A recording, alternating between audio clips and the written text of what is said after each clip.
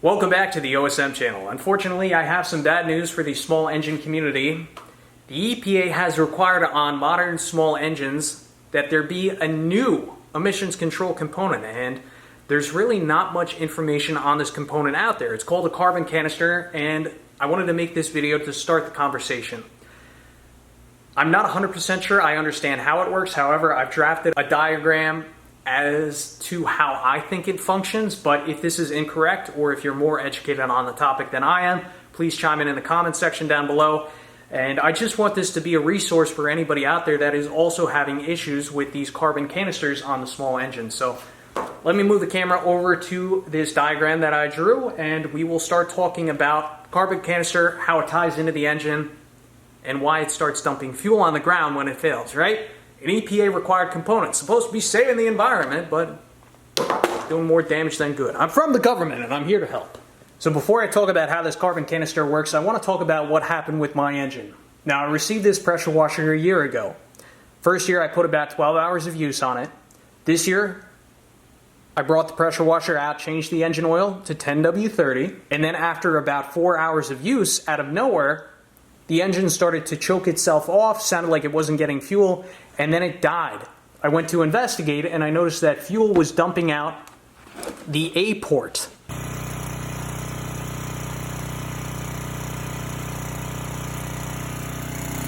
On this carbon canister, because there's 3 ports on the carbon canister. We have a T, P, and an A.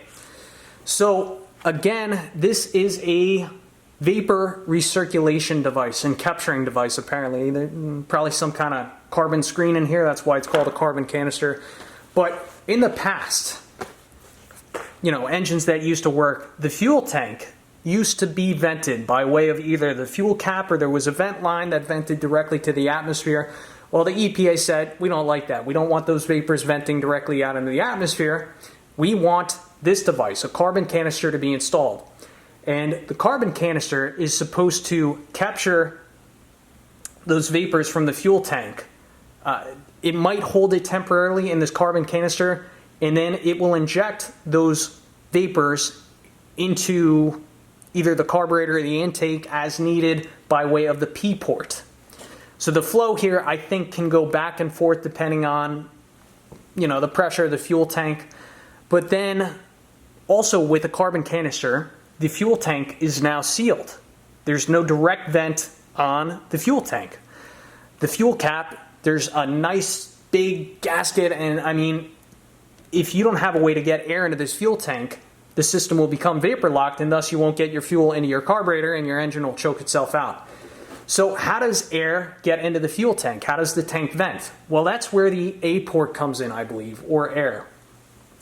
So what I think happens, I think there's a check valve for the air port, and then as the tank needs to vent, it allows air back through the T port, it allows fuel to flow into the carburetor, and then those vapors will also go back the other way down the T, the tank line, and out the P, either into the carburetor or the intake. Now again, my carbon canister failed, and my question is, why was there fuel flowing out of the A port? Well, I guess for my engine, there must be a fuel return line on the carburetor, and for whatever reason, maybe that check valve failed on the A, and in order to try and alleviate some of the pressure in the tank, maybe it was pulling fuel out that return line into the P, and I'm not 100% sure, but I know for a fact fuel was flowing at the A port, and my system was getting vapor locked.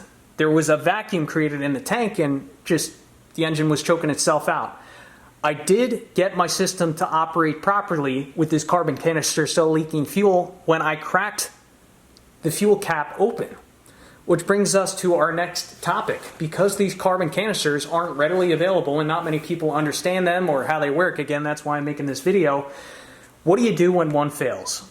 Well, what I did to get me by for the day, I removed the P line, the purge line, and T, the tank line. I took out the carbon canister and I basically tied in a fuel filter. Just a little cheap fuel line, fuel filter, to connect those 2 lines back together. And then to allow the tank to vent for the day, I just left the fuel tank cap cracked open, which allowed air into the tank, and it allowed things to work properly, as they should. So the question is, what is the long-term fix if you can't get these parts yet? Well, a long-term fix, a good fix, would be to get a vented fuel cap. The only trouble is trying to size these fuel caps can be tricky. So another option is to drill a hole in the top of the fuel cap and maybe put like a little piece of carburetor fuel supply line up through that little hole and just turn it off to the side. So I think in the future that's what I'm going to have to do, because just cracking that gas cap open, I mean, you have two metallic surfaces rattling with the vibrations of a pressure washer, and that's no good there. So yeah, it just really bothers me, you know. EPA says, oh, this is going to save the environment, but when these end up failing after about 20 hours of use, you get fuel dumping right on the ground. So you tell me what's worse, a little bit of vapor going in the atmosphere or a bunch of gasoline being dumped on the ground? And yes, I'm a good boy. I collected all the contaminated soil, and I'm going to dispose of this properly because I don't want that contaminated soil and gasoline soil sitting around on my property. So we'll probably throw that in the trash. I don't know what else to do with it. But yeah, just the world we live in. It's sad that the government's ruining these small engines, but at least they're still around. At least we're not forced to buy electric yet. Anyway, I'd like to thank you for watching. Again, if you know more about this topic than I do, if I've explained something incorrectly or there's some type of error here, please drop a comment. Let the community know, because we got to help each other out to survive. Anyway, thank you for watching. As always, I will catch you on the next one.